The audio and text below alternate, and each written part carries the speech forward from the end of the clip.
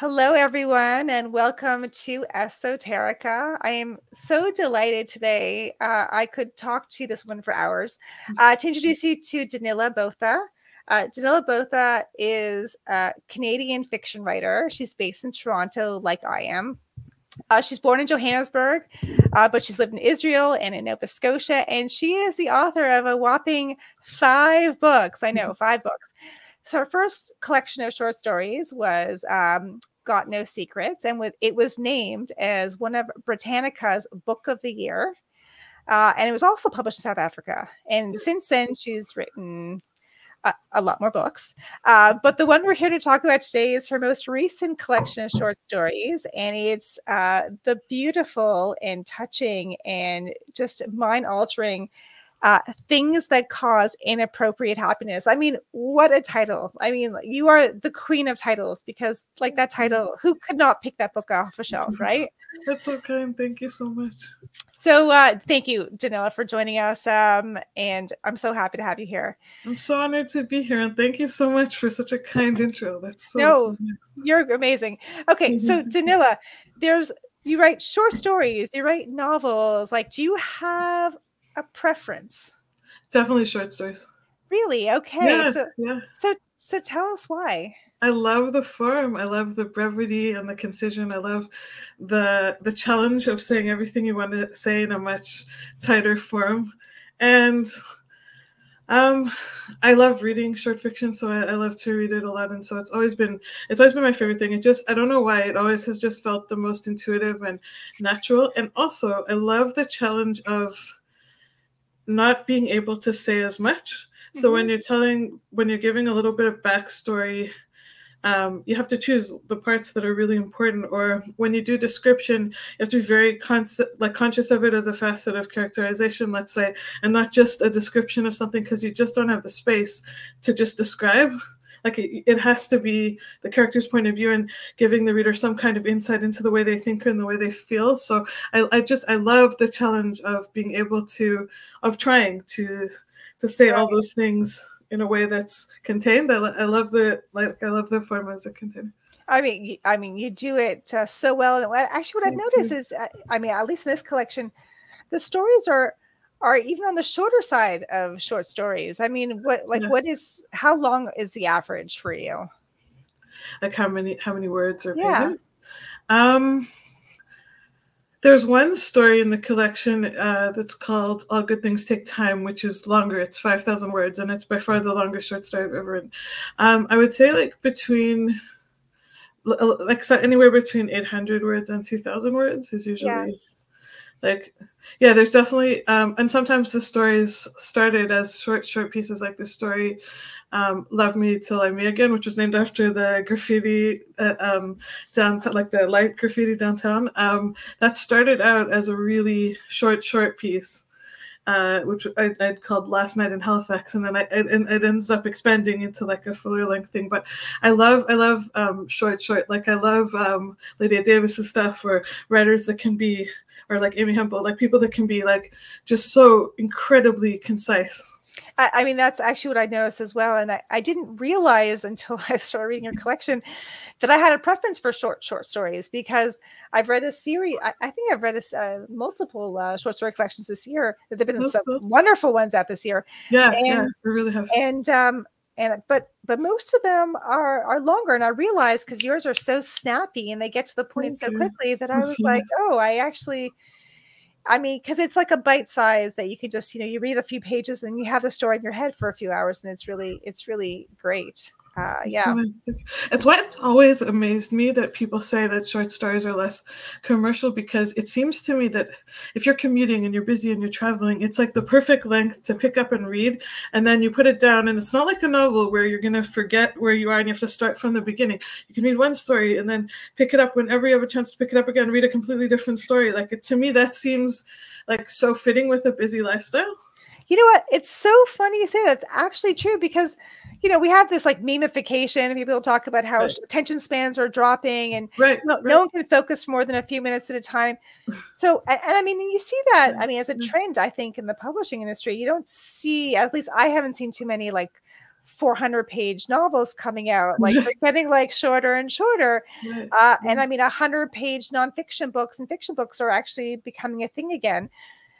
So you would think that a 5-page, short story would really hit the spot. Well, yeah, I think so. And also, like, if you think of the history in Canada of such incredible short fiction that's come out of Canada. So true, right? It's so bizarre. Like, you think, like, imagine if someone had said that about Alice Munro. Not myself, but like you read, like, you think like, or Margaret Atwood's early short stories are just so masterful and fantastic. Like, right, like all of her like Wilderness Tips and Dancing Girls and Bluebeard's Egg, like it's insane the control that she had over the form and everything. Like, it's amazing. No, I know it is true. It's funny. I mean, where would we be now without the short story, right? As Canadian literature, right? Yeah, and there's and this generation are doing such exciting stuff. You know what sucks? Actually, it's amazing. I get to be one of the judges for Danila Gleed this year. This has been such an amazing year for debut short fiction, and I can't talk about anything yet. Okay. I've read such amazing, like, mind-blowingly good books as part of the reading, and I'm dying to talk about it, and I'm not allowed to yet. Okay, well, maybe. Like, no, because you're like, there've been so many good books of short fiction that came out this year. I'm like, oh, I am dying to contribute to this conversation. And okay, well, we'll have to. I really want to chat again after the awards come out. For sure, I would love. Okay, so I mean, from a stylistic standpoint or from a writer standpoint, because we have some viewers that are writers and some that are just readers, are not just, but are readers primarily. Short story collections have always puzzled me. Like, I mean, often they have themes, and yours definitely has a very strong theme that goes through all the stories. But like, when do you know that it's done? Like, when do you know that you have all the stories that you need for this theme?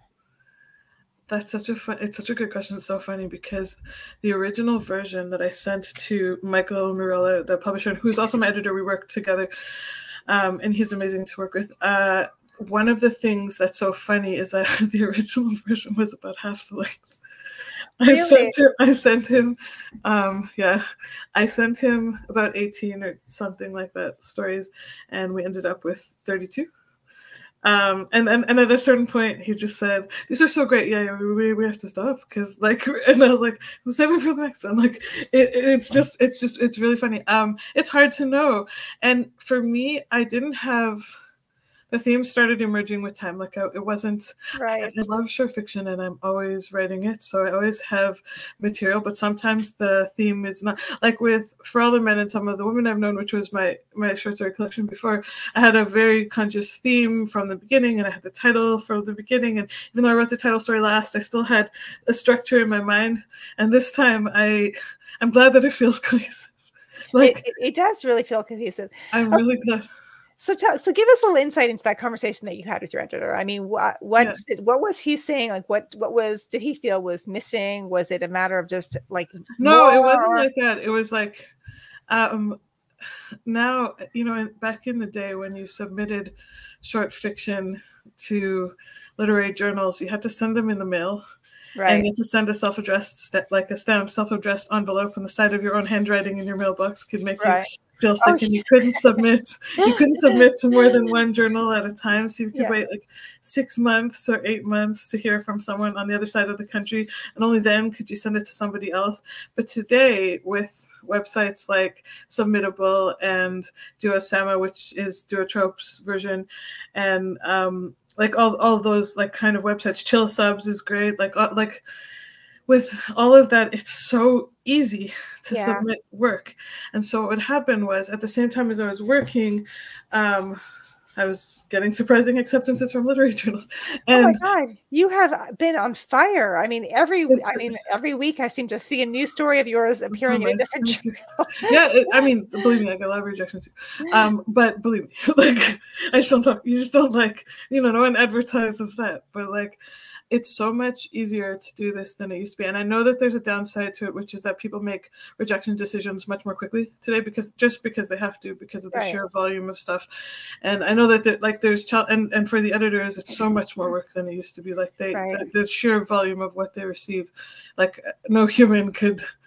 Like, they probably have to make some fastest, like, I can understand completely. And the amount of rejection that they have to give out is so much more than it used to be. Like, I sympathize a lot with that too. But what helped was, as this was happening, I would get really useful feedback. Like, for example, the story Able to Pass came out in a European journal called Beyond Words, and the editor was amazing. And I had actually trimmed the story even more to fit into their guidelines of length, because some magazines, if they say a certain number of words, that's exactly what it is. And they don't want you to do any more than that. And he made a really good suggestion. I think he just said, like, it feels really abrupt. And why did you just cut out a paragraph so that it would fit out? And I was like, kind of. And he was like, okay, well, like just think about what you want to say or what you want to do, and don't worry about words. Like, however long it is, we're interested in the story, and if we like it, we like it. And that was so nice and so liberating to hear. And the story was so much better for his notes. And then once things like that happened, like I would think like, oh, you know what, maybe I should try writing this, and it might connect with this well. And then I'd like message him and say, yeah, just send it to me. Like, yeah, just like, of course. He had great insights and great notes also. Like and a lot of the editors I worked with, like I was very privileged. Like I did a story called Protection Muzzle that came out in what's it called? Sorry, in Camel magazine, which is Clarissa Hurley and Mark Anthony Jarman's magazine, their new project. Amazing. Oh my God. Like, it was like a masterclass. Oh my God. Really? Like they were amazing.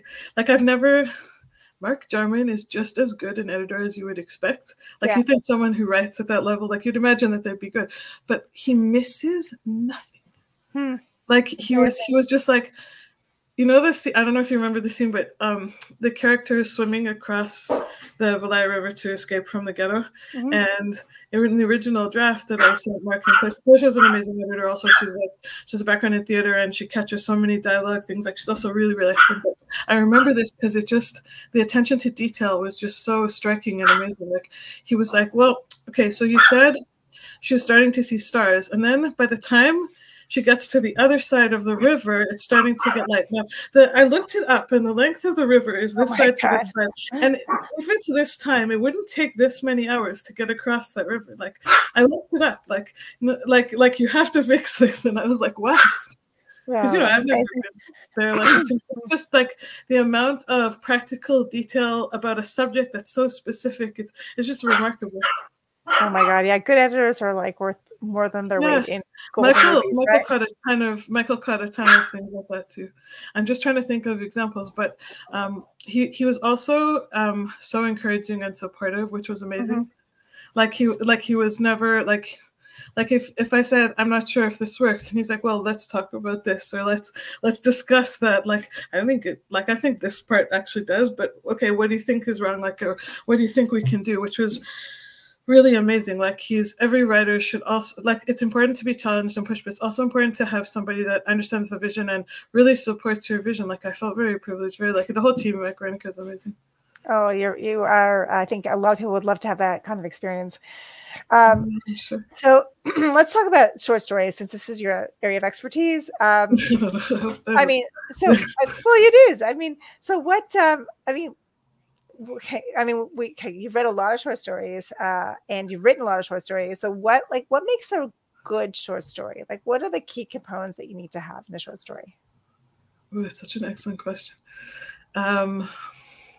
I think there's a lot of subjective to that too. I always like voice and characterization. Like, if I can connect with a voice and I can relate to it, or I find it really interesting. And I mean, different people feel different ways about this, but I really like when unexpected things happen, whether it's like in a Mariana Enriquez, like completely surreal, real, like magical kind of way, or if it's like in a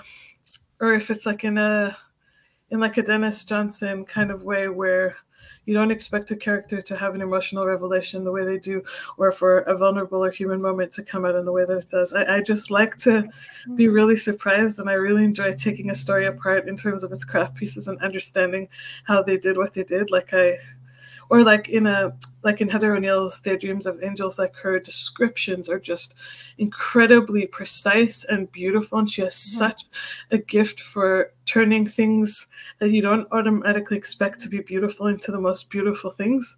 I remember the first short story I've ever read of hers was in a collection that Zoe Whittle edited. She's also an amazing short fiction writer, and she has a first collection that's coming out this year that I really can't wait to read. But it's called I Know Angelo, and I love it so much, and I was just knocked out by this story.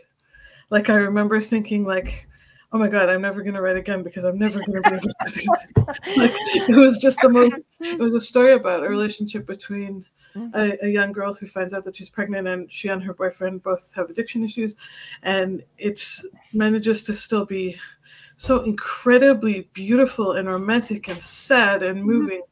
And it's got some of those beautiful descriptions that even to this day I've ever read. And so I love her collection too, like of all of her writing. But I think it's hard to say one thing. Like, it's hard to say it's this or it's that.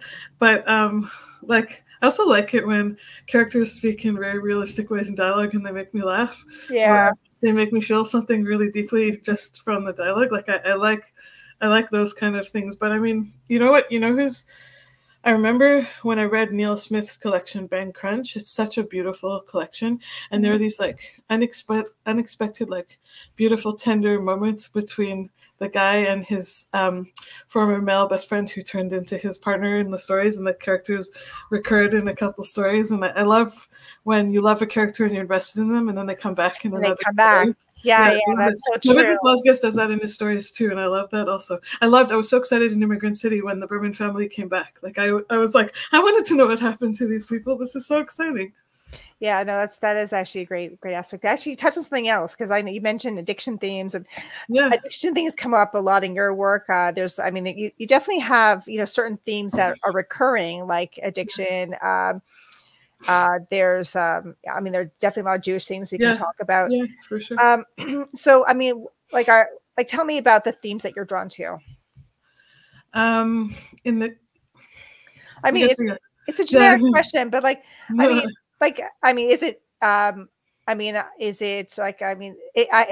interesting. I mean, you weave, it's hard to say, there are Jewish themes. I wouldn't call this like a Jewish book of short stories, but there are Jewish themes, and there's addiction themes.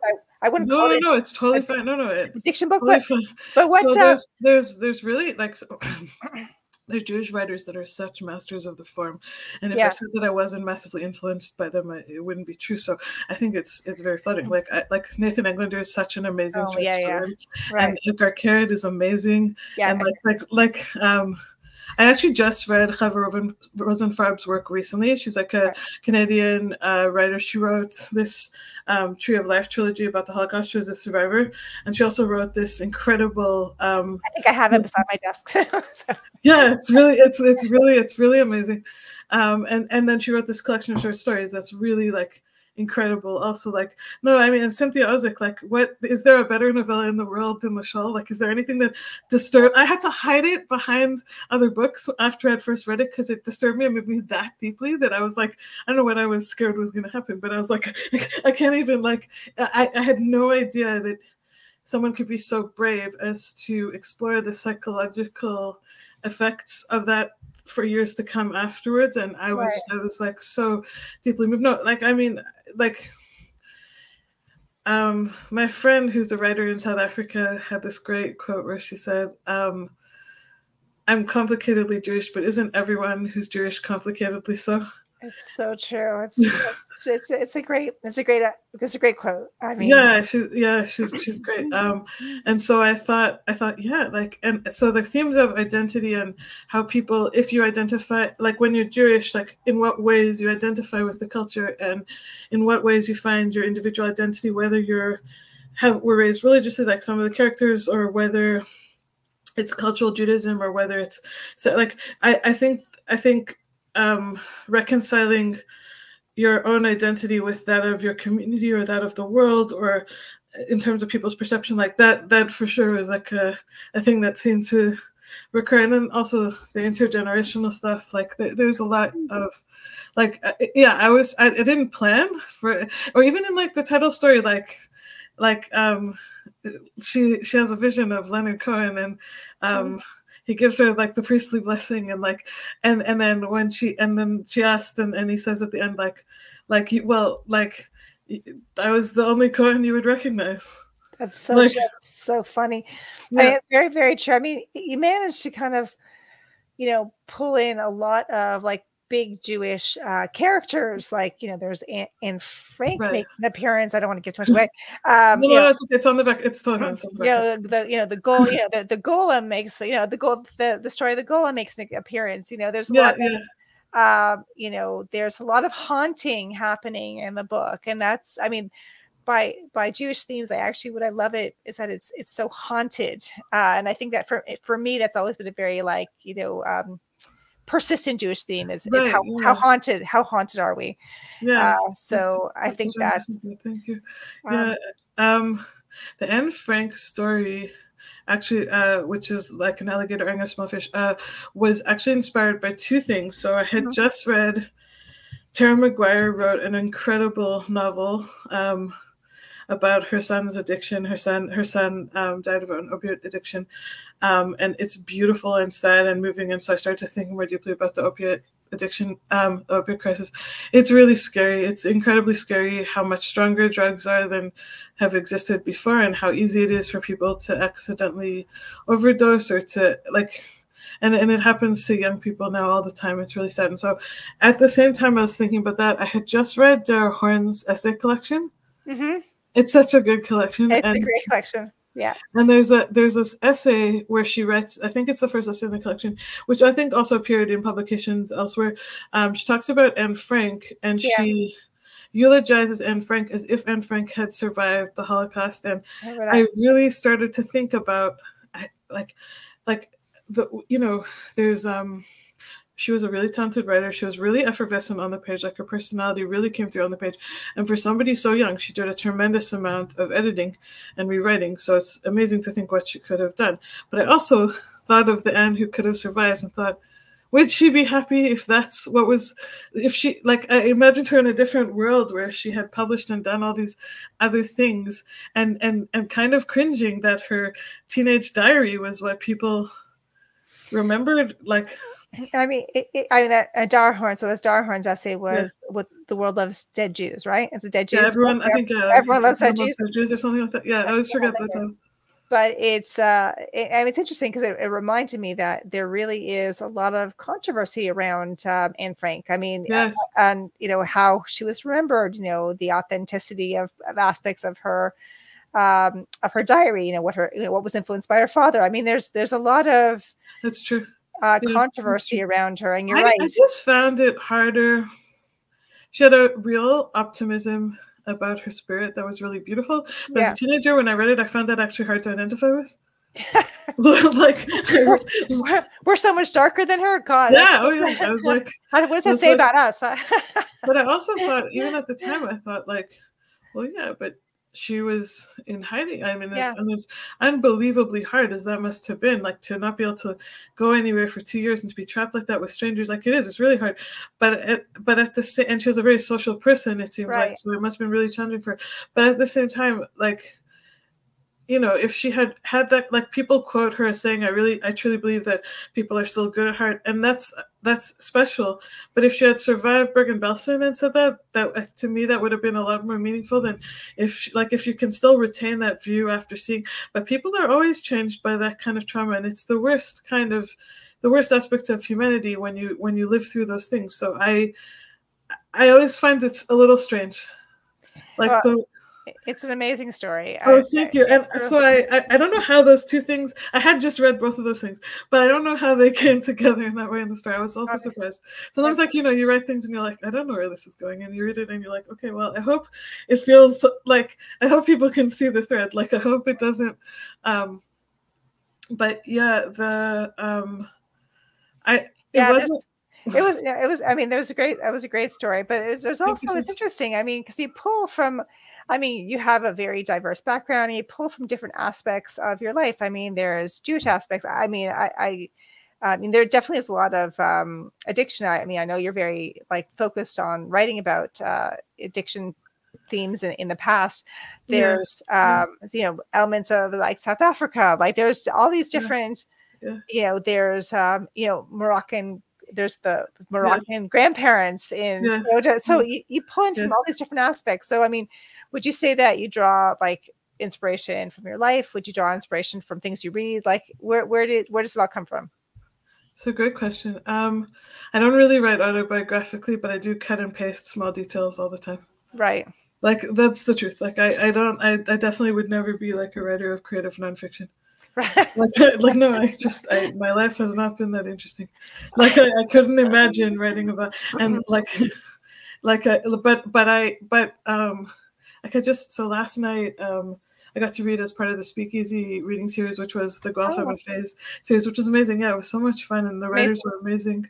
Yeah, it was such a great experience. It was at Glad Day Bookstore in Toronto, which is a great store. It's a great store. So I started to read the story Soulmates, because it's about a young like woman who falls in love with her female best friends, but she is raised Orthodox, and it can't reconcile that part of her identity with the world that she's living in, and doesn't, even though she realizes she's different than the world she lives, and she doesn't know to what degree that's true at that age, and it's hard for her.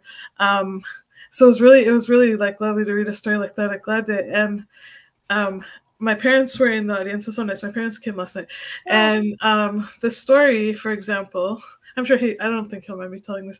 The story about the horse, she talks about her father buying a horse as a child, and that really happened to my dad, and my dad was laughing when I read that part. Like, I mean, it's not, the character's not my dad, but like I often, like, my brothers say really funny things, or like my kids say things, or like I in the acknowledgements I like thanked 4 or 5 of my close friends for letting me steal things they've said or details from their lives without actually directly per se writing about it's fiction, but definitely there's pieces of real life for like characters who have similar taste in things, or similar, you know, like, or who have similar sensibilities or body language, like, for sure. But I definitely things I read, and that's not just in reading books. Like, you hear a story, or like the story Black Market Encounters, which is a super dark story. It started out like someone told me this story about someone who met her husband because she was like a midwife in training who delivered his ex-wife's baby. Like, I heard that was a real, like, not, thank God, not mine, but that was a real, like, and I was like, I really wanted to understand how that could possibly happen. That's a crazy story too. Yeah. I mean, I guess, you know, life really is kind of stranger than fiction sometimes. So I guess you can draw from real life. Okay. Last bit of advice, because I don't know if I mentioned it earlier, but Danila teaches creative writing at the University of Toronto and is part of the faculty at Humber School for Writers. So you're also, in addition to everything you do, you teach. So tell us, is there like one thing you tell your students that is like really important in terms of writing or publishing? Like, what is the one factoid they need to know? To persevere. Persevere. That's great. To really believe in the story that you're trying to tell. To be as interested and obsessed with to like celebrate the fact, like, as writers, we go down rabbit holes and we get really obsessed and interested in things, and that's great.